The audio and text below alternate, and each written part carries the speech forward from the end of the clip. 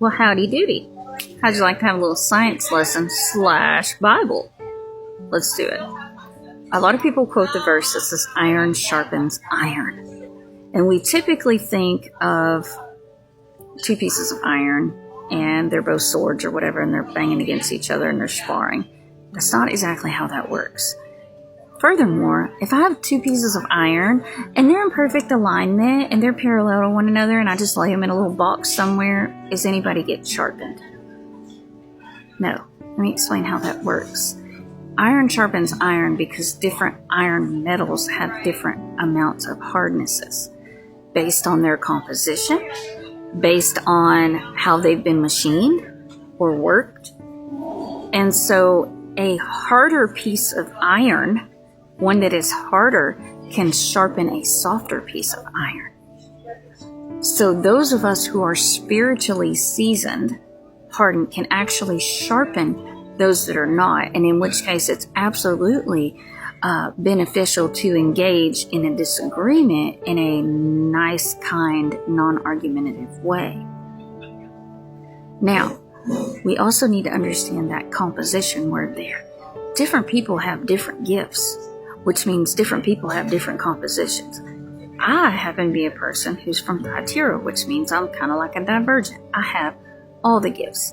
And the people that are going to be like me or from that church are going to be the people that are good at everything. So we have gifts that can benefit the other churches that maybe only have, say, the fear of the Lord working as their major gift, because we contain all the gifts in a measure. And that's why we're good at everything. God has ordained that so that we will be beneficial to the kingdom, because we are the leaders of Judah and Levi. And what we do is we sharpen the other parts of the candlestick. We sharpen the other seven spirits of the Lord because we contain them all. We are the base that holds it up. Do you understand that? I'm talking to my people here. Now, also mechanical machining can make iron softer or harder. Okay. So typically it's going to be the softest when it's mined. But when we machine it, when we heat it and cool it and we stretch it and we do certain things, it's like if you're making a Damascus knife, you're folding it. There are certain things we can do to temper that metal that will make it stronger. And tempering has to do with maybe you've been through a lot of trauma. Maybe you've been through, 40, 50 years of horrible marriage with a narcissist, and maybe you've been raped, and maybe you've been molested as a child, and maybe you've gone through abuse, and maybe it was physical, maybe it was mental, maybe it was emotional, maybe it was all of them. God is tempering you to be a very strong piece of iron to strengthen those that are not as strong. So we typically in our society look at that person as weak.